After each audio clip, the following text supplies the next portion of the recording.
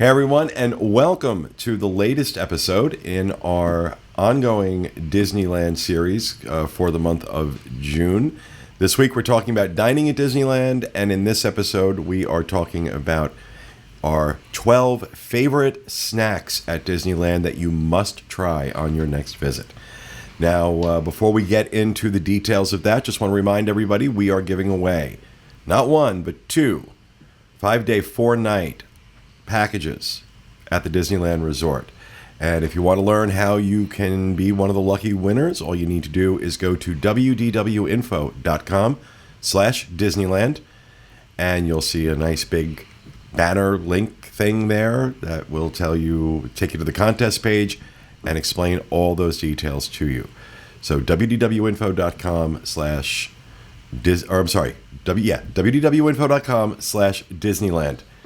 And you might be a lucky winner. We will be running those contests through July, announcing the winners of both trips on our 10th anniversary show, which is July 25th, 2016. We'll be broadcasting live from the Cirque du Soleil Theater at Disney Springs. So with that, let me introduce you to who is at the table today. Rhino Clavin. Hello. Our associate producer. Yes. The host of the Disneyland edition of the DIS Unplugged, Tom Bell. Hey, folks. Our producer, Craig Williams. Hello. The lovely and talented Mr. Corey Martin. Just happy to be here. Just happy to be here. And back on the controls, associate producer, Oliver Green. Hello, everyone. So, do we have to eat all 12 of these snacks? Well, we did. We did. This was by far, for somebody who were watching his diet, this was the most challenging part of this event for me. Because, I know I'm going to have to do this, and I'm going to have to talk about it. And so maybe I ate a little more of this stuff than I needed to, but when it's that good, some of this stuff. Now, we're not putting these in any... What? It's funny because halfway through the trip, I remember you coming to me saying, all right, Corey, you need to tell me when to stop eating. And I'm thinking to myself, like, I'm going to really tell Pete, no, you've had too much. I'm going to take that away from you now. Well, yeah, I don't know what I was thinking. They didn't do it when I was drinking, so they're certainly not going to do it when I'm eating. This is in no particular order because I don't think every one of us feels that these were every one of these was our favorite snacks, but we couldn't narrow it down past 12. That's how many of them there were. And everybody's got their favorites. And we're going to start with one of Rhino's. Mm-hmm. And this was at the Cozy Cone, which is in the Cars Land section of Disney California Adventure. Yeah. And what was talk to me about this snack that you were so damp over? What's all right? What's the official name of it, Tom? I just call it the cheese cone that I love, but it's not a cheese cone. Do you know the official name? Which one? The mac and cheese? Well, whichever. Mac and cheese bread. It's the bread bread cone. cones, The bread right? cone. Is that just what Yeah. they're called? Like I don't know. I was too busy eating them to the stop chili and read. cheese one is the chili con queso. Okay, so they're just, I didn't know if there was a blanketed name for all of them, but they are these amazing bread cones. You just hold it like an ice cream cone, and they stuff it with whatever your imagination will have, and it is Not whatever my imagination will have. I don't know. But so mac and cheese. This is something I heard about. They throw me out of the park. Wait. Can you stuff this with? That's the After Hours Radiator Springs. Yeah. They had them at Disney World for like a day once, and as soon as I read about them, I went to go get them, and they were gone already. And they're like, "Well, they have them in Disneyland," and I was like, "Oh, great! I'm never gonna go to Disneyland." And of course, I did. And when I went there, I went straight for this place, and oh my God, they're so good. Bread cone. They'll fill it with like mac and cheese, or there's the one that has like chili and Fritos, with chili like and Fritos on top. Oh my gosh, so good! You said there's a pulled pork one now too. There's I a haven't pulled had pork that one, and then there's the chicken with the green sauce. Oh my God, yeah. And they're just, I like any sort of food item where I can eat everything that's being held in my hand. So if I can eat the receptacle that the food comes in, I'm a happy camper.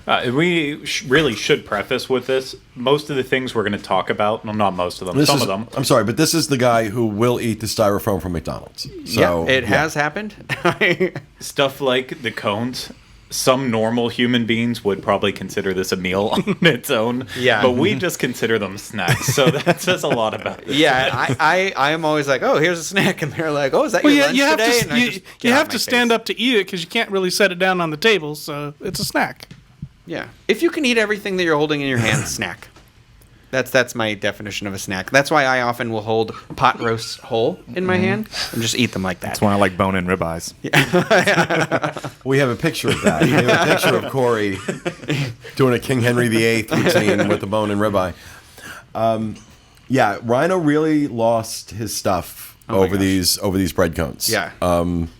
And really was a big fan. I just feel like they're unique. They're cool, like something different. You know, it's normal food. Like mac and cheese is a normal thing. You know, you've got your chicken with the green sauce, kind of a normal thing, but they like brought to you in a very unique and creative way. It's great theming. Yeah. Lots of fun stuff at the Cozy Cones. The Cozy Cone is definitely like the best area. And those lines to get long snacks too, from. don't Yeah, they, for yeah, they those places? Pickle popcorn.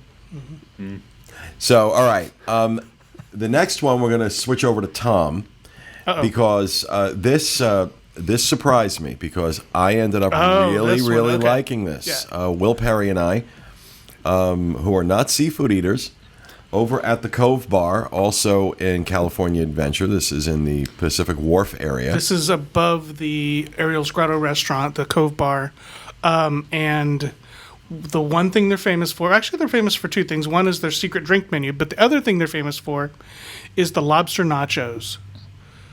Just big plate of chips, lobster, black beans.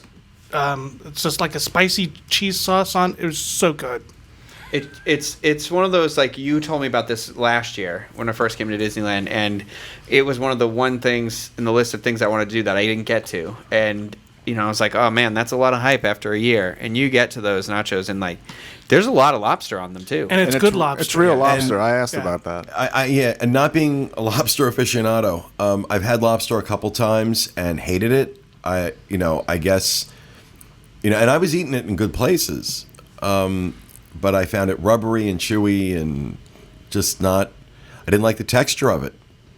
I don't eat seafood. I'm not a seafood eater, but again, as Rhino said, we've heard Tom rave about these things, so I'm like, let me see if they're that good. How about somebody that doesn't like seafood?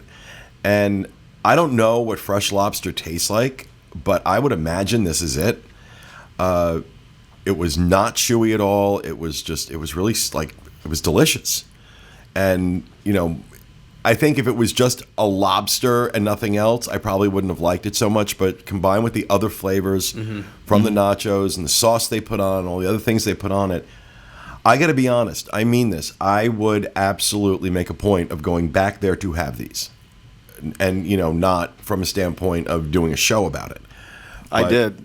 I got in just by myself. And, well, I didn't order them. I sat next to somebody, and they didn't finish theirs, and they offered them to me, and I ate theirs. No, please. I swear I did. They couldn't go to waste, and there was still a lot of lobster on What it. did you do? Sit there like some stranger? You going to finish that? No, she offered. So I was like, sure, I'll eat it. You must have been like looking over her shoulder or something. No, I sat at the bar. Did you sneeze on them? Started licking the chips. Would you like one? No, it's okay. No, by all means, here, have them. That's really what happened. She didn't look creepy. So But Cove Bar, the lobster nachos, these are one of Tom's really big, gotta do it, gotta legendary. have it, legendary snacks. So next up, I think many of us are on board with this list. The Jolly Holiday Bakery at the end of Main Street in the Disneyland Park had this. I did a lot of damage in this place. Oh, yeah. Because I kept going back. Okay? I kept going back. For me, personally, number one, the Matterhorn macaroon. This thing, it's shaped like the Matterhorn, and we actually have a picture that's up right now of us holding it up. with the actual Matterhorn or the Matterhorn attraction in the background, not the actual Matterhorn, just Disneyland's Matterhorn. And this is like this coconut macaroon with this white chocolate top that you take, and it's so moist. Oh God! Because that's Rhino's favorite I'm not word. eating them ever again. Now. If you really want to get on Rhino's good side and you're on Twitter, tweet him please the no. word moist Oh God, no! What is it? What's his Twitter? or succulent. Yeah, another one of my favorite. Oliver loves these words. Loves them. But it was this like really moist, delicious So macaroon. next month when this goes up, Rhino's going to get all these random tweets that he doesn't know what's going on. I'm gonna fly out to Disneyland before these videos have time to make it, so I can just eat as many as I can because I'm never gonna be able to eat them again now.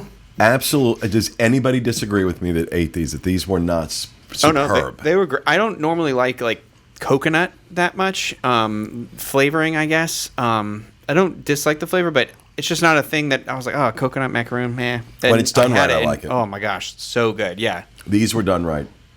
The other thing, and then Corey, this was a big hit with you, was the grilled cheese and tomato sandwich. And yeah, the grilled- seemingly a very simple dish, but Well, it was a grilled cheese, but it had a tomato bisque, and it was so good that the spoon was way too small, so I just had to pick the cup up and drink it. It was really good. For everyone out there like me that doesn't know, what's a bisque? It's more of a creamy. it's like a creamy soup, as opposed to more of a water-based soup. A bisque is more of a cream base. Okay.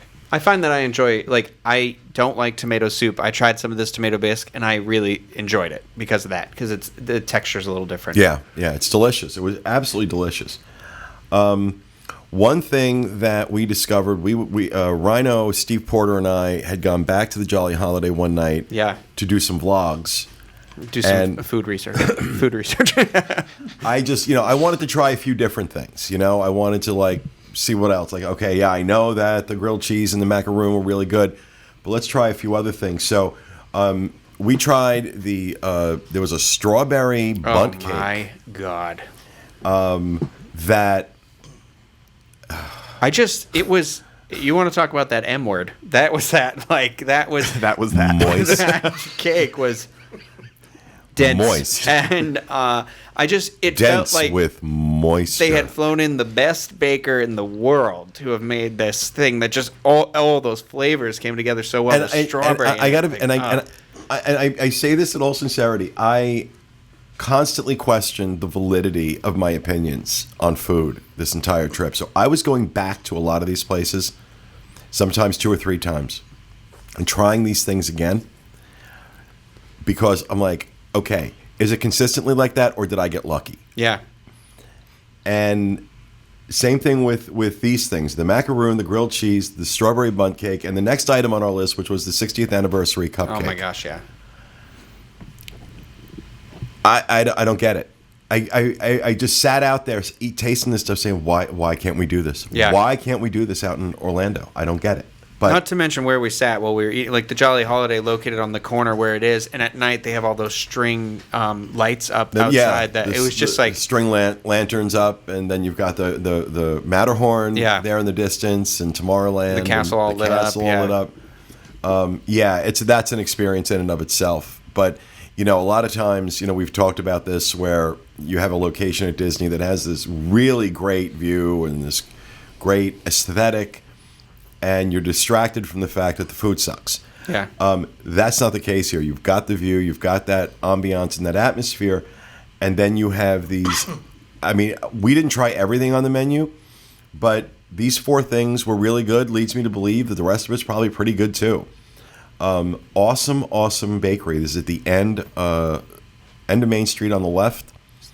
I want to say that cupcake, though, because you mentioned the cupcake. I am very particular about cupcakes, and it is definitely one of the best I've ever eaten. No question. It wasn't. It looks. If you've had Disney World cupcakes, they're not the same. This one all the frosting was very light. The cupcake itself was very fluffy, and it had a filling in it, and it was moist. Is that was that the 60th anniversary when you're talking about? Yeah. It almost looks too pretty to eat. Right. It was hard. You're A like, lot of this I stuff don't want to did. attack it like this, and I also think it looks like very sweet, but it actually wasn't overly sweet. It was just the right balance of flavors for that, and I think that's incredible that they can mass produce a cupcake that's Yeah. that good. The other place on our snack tour, also in the Disneyland park, just a few doors up from Jolly Holiday Bakery, is the Candy Palace. And I got a great opportunity to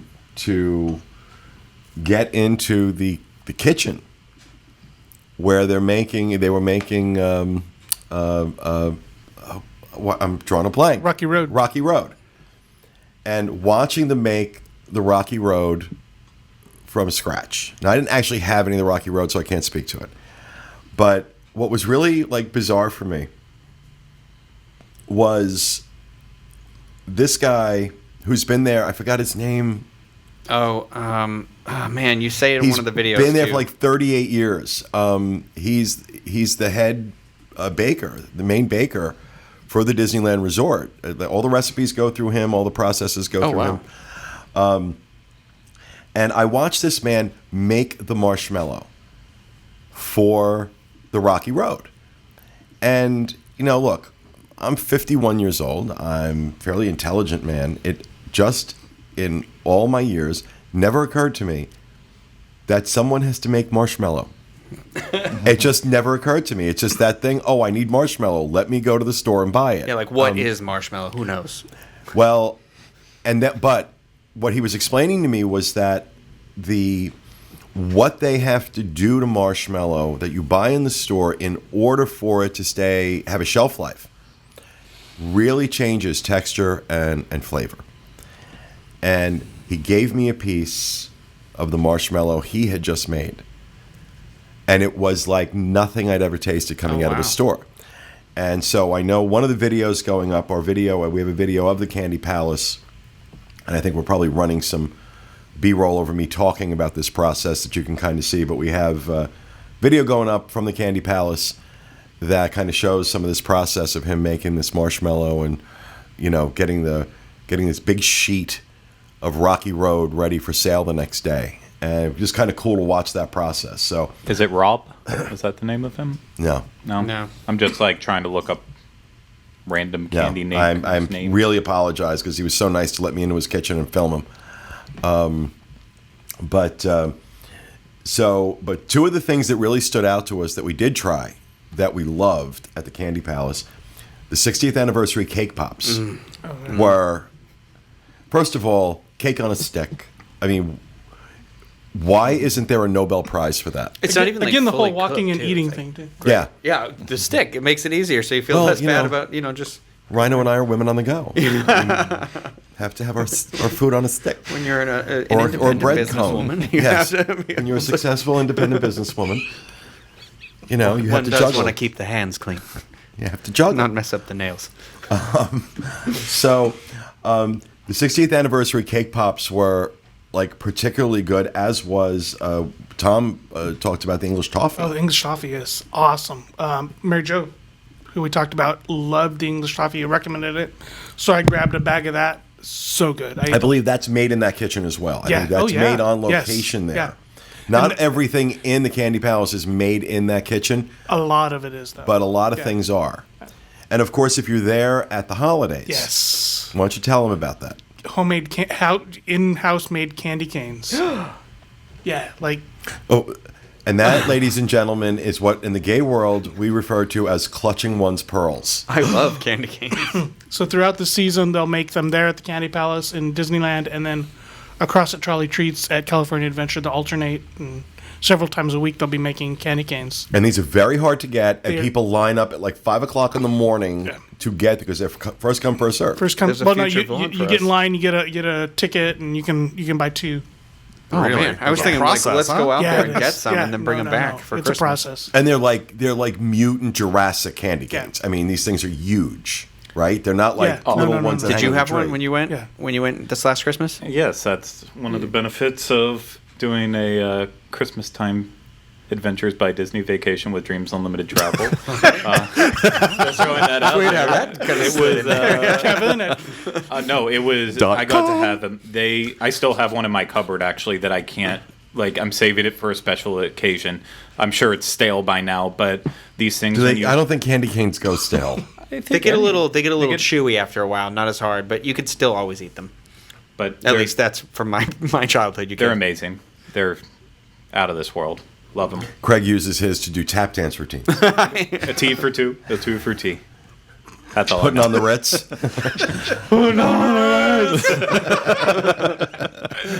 I figured I'd just tee that one up for you and let you hit it.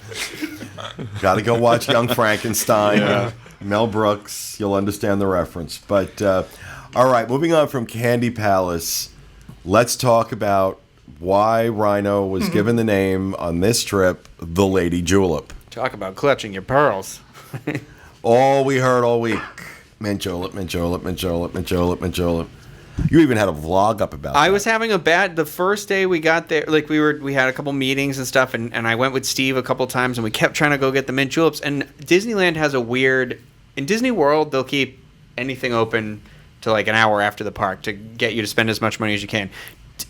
I said in Disney World, right? In Disneyland, they close their like food, almost all food things, like 2 hours before the park closes.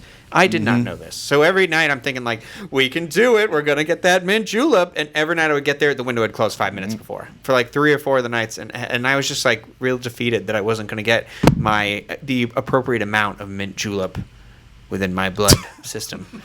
And I'm happy to say, though, that I did. After finding out Cafe Orleans had once you order a mint julep, they just keep filling it up. That rested it easy. Also, I should let people know that during this week where this show is being released, we are also releasing a series of videos where we prepared some of our favorite items from the trip in my kitchen here in my home. And the mint julep is one of them. Yes, and it's going to be the best. It's just if you don't go into Cafe Orleans, because I just made it sound like you can only get it there. You got to go to the mint julep window. It is a staple of Disneyland. Craig introduced these to me on my first trip, and you can get your Mickey beignets and the mint julep, and just all will be right with the world for the 2 minutes it takes you to drink that drink, and then all the problems come crashing back in when you're done. But it's always my final breakfast. The last day that I leave Disneyland, I always have to have Mickey beignets and a mint julep. See, it's my nighttime routine. I got to go in. The sun's got to be down. You know, the California air chills down at night, and you just have one of those, and you just people watch. You look at the lights. You look at the stuff there, and it's magic. And he always has a very large hat on. And my parasol. His parasol that says "The Lady Julep" on it. As he sips his mint julep, it says, charmed, I'm sure. Every now and then I go into his song. Nobody knows what it means. Sit in Disneyland. Delta Dawn over here. May 30th is National Mint Julep Day. Oh, setting it in my calendar right now. I'm not even kidding. National Mint Julep Day. And of course, these are mint juleps without the alcohol. It's Disneyland. They don't serve alcohol in the park unless you're in Club 33. But someday. So, coming down to the last two locations and snacks that are on our list. Next up is a crossover, because this also made our top counter service restaurants, but also has great snacks. We kind of talked about them in the counter service portion of this, which was Whitewater Snacks at Disney's Grand Californian Hotel, and the nachos. We got to go back to those nachos. Again, big bowl of chips. And not just chips. These are freshly made tortilla chips, which, you don't get on nachos. True. Steak. And the steak is actually steak, as we pointed out before, yeah. The cool thing is you can get steak and carnitas. What is carnitas? Pork. Pork, okay. Why don't you just say pork and stop trying to be something you know? Don't be Chipotle, Tom. We get you're from southern. Well, not from southern. You're from middle California. It's Tom Bell Suarez. Get you're from California, but you don't have to speak like some of them. Oh, wow! Bye, California audience. It's Craig at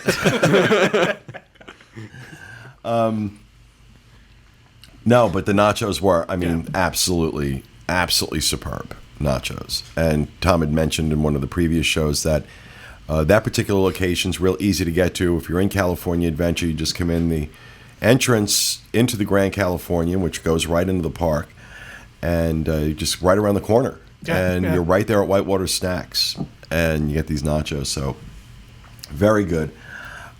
Finally, we head over to the Disneyland Hotel for Trader Sam's. Must do. And the Chinese long beans. Oh my God. Yeah.